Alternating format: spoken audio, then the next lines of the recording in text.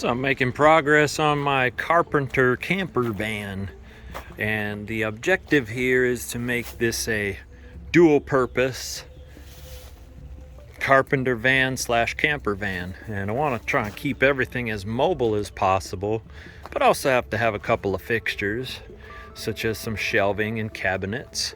And at this point I've gotten a majority of the insulation on my walls and up on my ceiling, as well as swapped out my floor for a nice hard surface as opposed to the black vinyl mat that was in here, or whatever it is.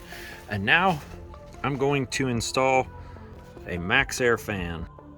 For the Maxxair fan, I chose the Maxxair Fan Deluxe, and this particular model is the 6401K, and this does not have a remote control or a easy to read digital output, which is another option.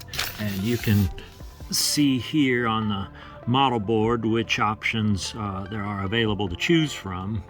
And in this case, it's just a manual operator, and the controls, you have a push button for your fan off and on.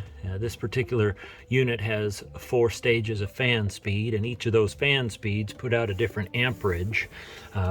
1, 2, 3, and 4 consecutively. You're going to have a 0.1, a 0.2, and a 0.3, and a 0.4 amp rating. And then this is just a manual open and close. I mean, in a small van like this with a low ceiling, it's easier just to reach up there and open the vent and close the vent. I elected to go with the installation in the back of the van here, and you might find this on a lot of other reviews, but this is because I have the windows at the front, and I do have the window guards, the wind guards, already installed on my van, so I can keep my windows cracked a little bit to get airflow. And then when that fan is on, that fan will pull all that air back toward the back, and then wherever I'm sleeping, I'll get a nice cool breeze across my whole body, and so on and so forth. I do intend to do a little bit of cooking in here. This will be my cooking area, somewhere there or over here. And that fan's going to be just enough to do what it needs to do as far as expelling the steam and smoke that may come from cooking. So one quick note on installing this fan. It's recommended that you have some kind of bracing, extra bracing, since the framing members on the van are so wide back here. If you look up toward the front, the framing members aren't as wide, and you have most of the structural rigidity and support in between those forward openings, whereas this one in the back being so wide, I'm going to go ahead and put some framing in there. Now you can buy the actual frames that come with the fan, or you can use any kind of rigid structural support or metal.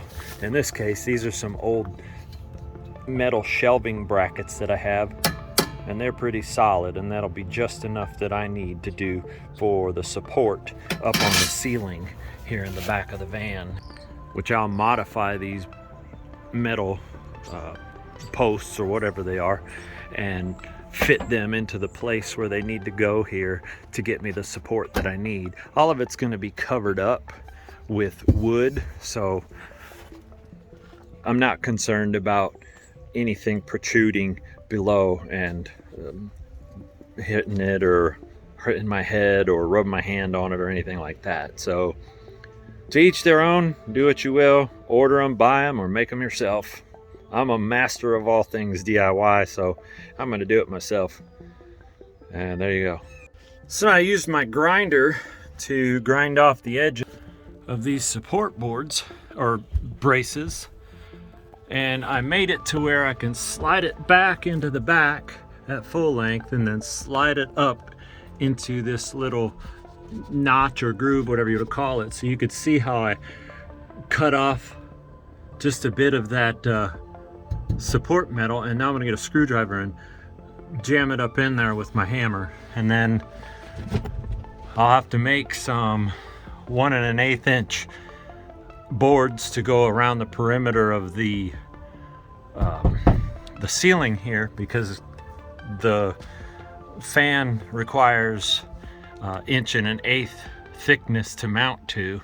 And then once I get that fan mounted in place and everything's ready and I go to seal it, I'll seal the fan, and then I'll use that sealant and seal this these braces into place so that they'll stay in place.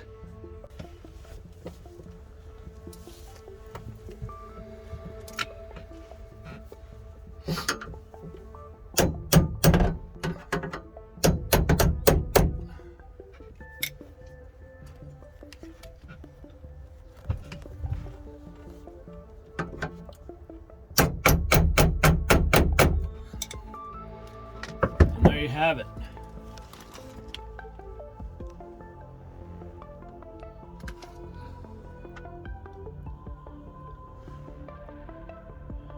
And now that edge is pushed all the way up in there, and this foam will hold it in place until I can get my fan installed. And then I'll seal this. I'll use the sealant that I use to seal the fan, the lap sealant, to seal this bracing into place.